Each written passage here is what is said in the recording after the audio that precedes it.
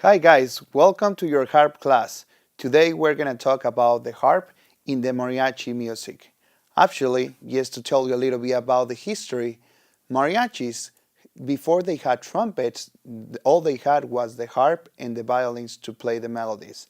I know, and I'm referring to that, it's because mariachis are very famous today with trumpets and all that, but the harp is one of the instruments that has been with mariachi for a very, very long time, since the beginning. So today I want to talk to you about this harp. This harp is from Veracruz. It's from the south part of Mexico, and it's a very, very unique instrument. This one in particular has 38 strings, starting with a G and ending with an A, and that makes it 38. We have two different colors in the harp. We have a blue color, we have a red color. The blue color indicates all the C's, and the red color indicates the F's. The reason why we're using colors is just for a reference. You may see some harps with all of the strings in black. You may also see with a few harps with all of the strings in red or white, any color. But to make it easier for us, we have a few blue ones and a few red ones. The next thing that you need to learn about the harp is how to position the harp.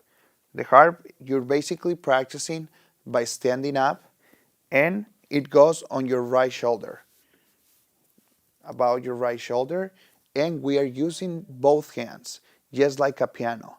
A lot of people refer to the harp like a piano because we use both hands. With the left hand, we read all the bass. With the right hand, we play all the melody. However, sometimes the hands combine, and they go. I could play the bass with the right, and I could play some melody with the left, just like a piano. Okay? With that in mind, make sure you're standing up and straight. Your harp goes on your shoulder. This harp in particular has, I can make it higher or I can make it lower. And that's just a very, very unique way that it comes with this brand of harps, that I could make it higher or lower. Some harps you might find yourself it's a little bit lower and it's going to be at this level. It's more difficult to play. I feel very comfortable when I use this harp because I can make it higher. The harp you have today, I hope it's one of these where you can make it lower. Make sure you adjust the harp all the way to your shoulder. Next, we're going to start by tuning the harp. What we need to tune the harp, it's a key that I have here in my pocket, and it's this a key. This is a regular key. Drummers use this key a lot, and what we do is each string is attached to one of these metals.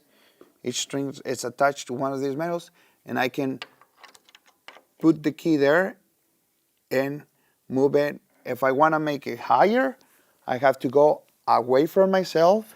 If I want to make it lower, I have to bring it towards myself. For example, here's the C. If I bring it back towards myself, now it's lower. If I want to make it higher, I go away from myself.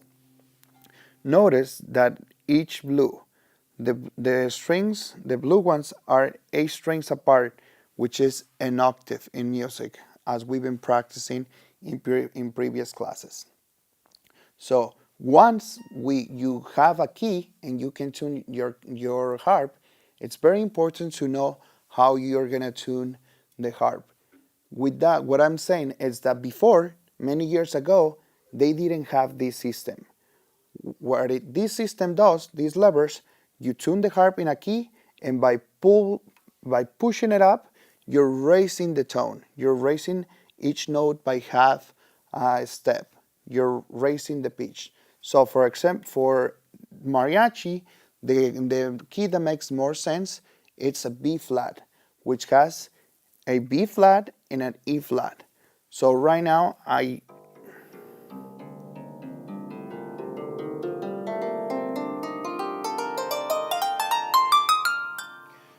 I show you how to tune the harp. It's like, if you want to go high, you go away. If you want to go lower, you go towards yourself, and you do that on each key. Something very important is you have to know the key, and you have to know how many sharps or how many flats you have in that key. For the key that we tune the harp, I said it, we have B flat and we have E flat. If I want to move the harp to a key like C major, which, do you guys know how many sharps we have in C major? Correct, we don't have any sharps or flats. So I will have to push all the levers, all the E's and B flats to make it, to put it in C major. And now, oh, I missed one. Now your harp, it's in the key of C major. So really, you only tunes your harp once, and once it's in tune, which is B flat, in the key of B flat major, you can move the levers and it will give you most of the keys. Let's say that you want to put it in D. How many sharps we have in D? We have two. We have F, which is going to be all the red ones, and we have C, which is going to be all the blue ones. So all the blue ones and the red ones are going to go up because we have two sharps. Why are we keeping the E flat and B flat? Because those pitches have to be natural. And the way we tune our harp, they were flat.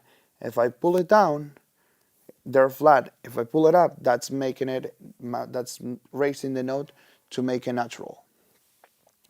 Also, just know that that's the way we tune the harp. I show you how to put it on your shoulder.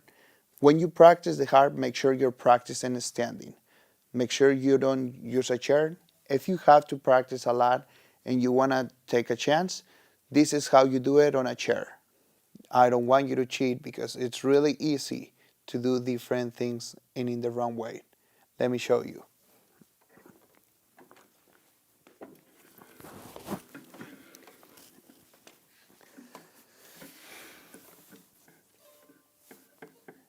If you ever go and see an orchestra playing, you're going to see that the harp player is sitting and the harp they're going to be in their shoulder, but this part, the middle of the harp, is going to be in their shoulder. No longer the way we did it when we were standing like this. It's going to be in the middle, okay? So with that in mind, you can still practice, but try to put it in your shoulder. Not all the way in the middle and play down here. Pretend that there is a line across the harp right here where the end of the harp happens. Pretend that there is a line and make sure you keep your hands in that position. Something that we don't want, you don't want ever to play with your hands open like this, like a bird, like you're trying to fly. Instead, you want the palm of your hand almost touching the strings. With your left hand, and the right hand, it's a little bit different position, but the same. You never want your right hand touching on the wood of the harp, okay? So let's give it a try. For example, if you're playing the blue strings, you use your forefinger and you use your thumb, and you can position that and pluck at the strings. So as you notice, I'm not doing this. I'm keeping my hand close to the strings. Okay?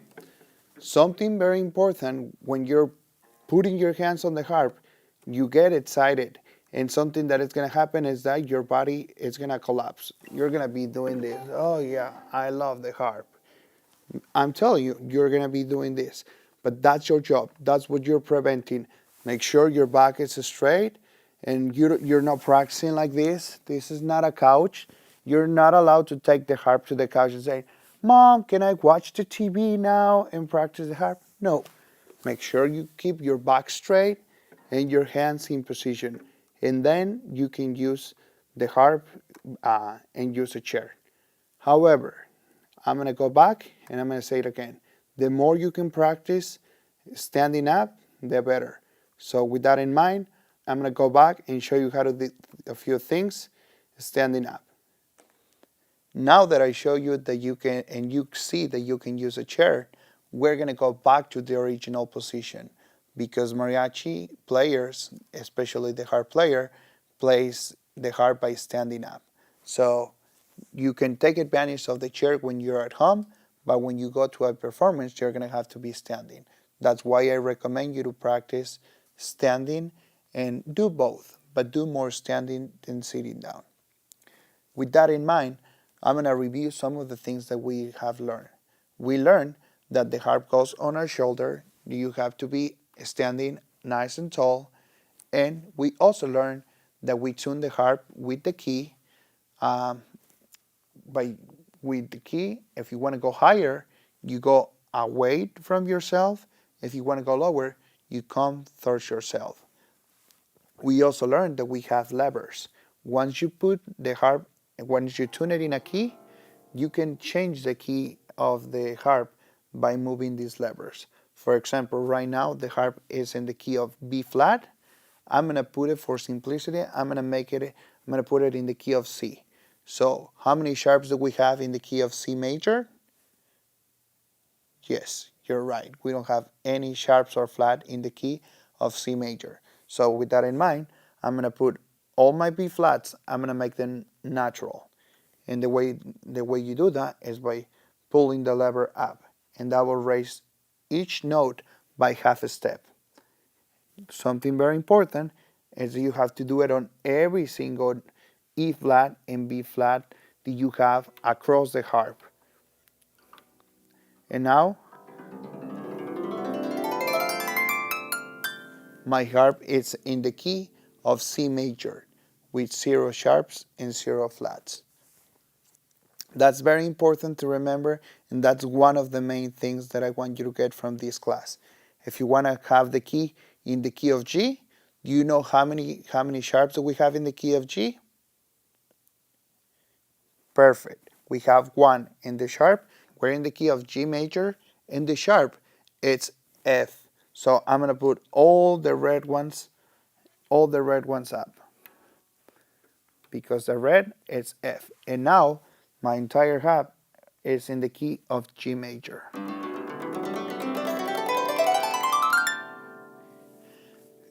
In the future, when you start playing pieces in minor keys, for example, if we go back to C and you see a piece in a minor key, for example in A minor, you tune your harp in the key of C because C major is the relative key to A minor. So the only thing that changed is the position in your fingers. That will come in the future. Just know that you can tune the harp. This is a major key, but it's also a minor key if you change the way you place your fingers. With that in mind, we're going to do our final step for this class, our final thing, which will be knowing how to position the fingers on the harp. We're going to use our left hand to play all the bass strings, which is about the middle of the harp. Going away from myself, we have all the bass. If I play from the middle to the top, towards myself, we have the melody. Which, think about a piano, you can compare it to a piano. We play with the left hand, we play the bass, and with the right hand, we play the melody. Sometimes they cross, we can combine them, but when you see them on the music, you will have to learn how to read. Half of the notes will be in one staff, half of the notes will be in other staff. G clef and F clef or bass clef. With that in mind, I'm going to start by showing you how to position your fingers with your left hand. We're going to do it based on the colors. So the way you play an octave is by using your thumb. Put your thumb in one of the blue strings. We're in the key of C. This is a C. And we're going to use our forefinger to play the other C. The pinky, we never use the pinky on the harp, but we're going to put the fingers here and we're going to block the strings at the same time. That's the main thing, that we pluck the strings at the same time. Look. Yes, I'm plucking the strings. However, the way we pluck the strings is never by doing what I just did. You never want to go away from the strings. You want to keep your hand very close to the strings. You do the plucking and your hand remains there. Another very important thing is that you want the palm of your hand almost touching the strings.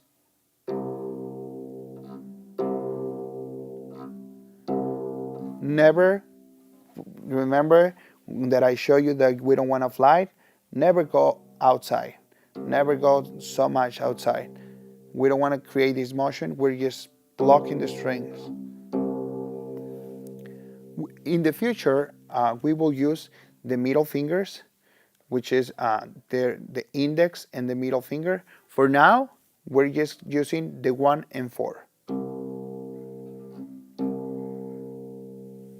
Perfect. Now that you know how to use your left hand, we're going to move to the right hand.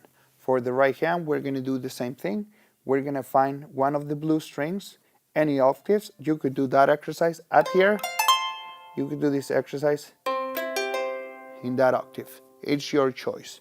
So I'm going to choose this middle octave, and I'm going to do it by putting my thumb on the blue string. Then I'm going to put my forefinger, which is my ring finger, on the other blue. And now I have 2 more fingers because we don't use the pinky, but I still have 2 more fingers. Those fingers, this is C, this is C.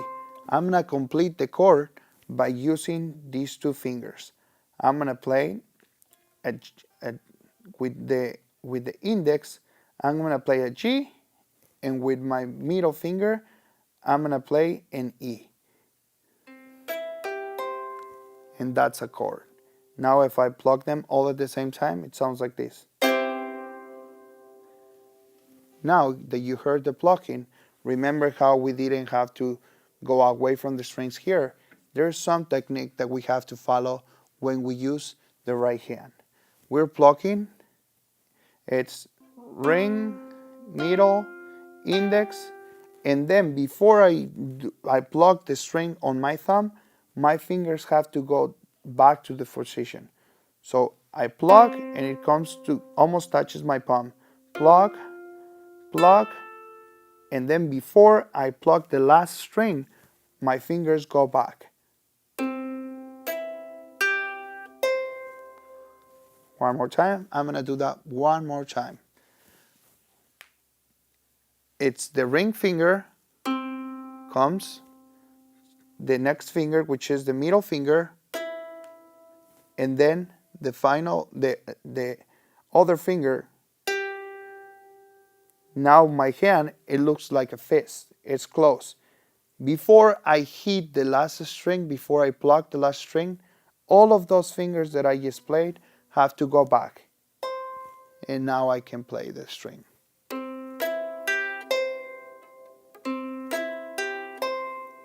And you can do this exercise by doing it with both hands. For example, it's going to sound like this.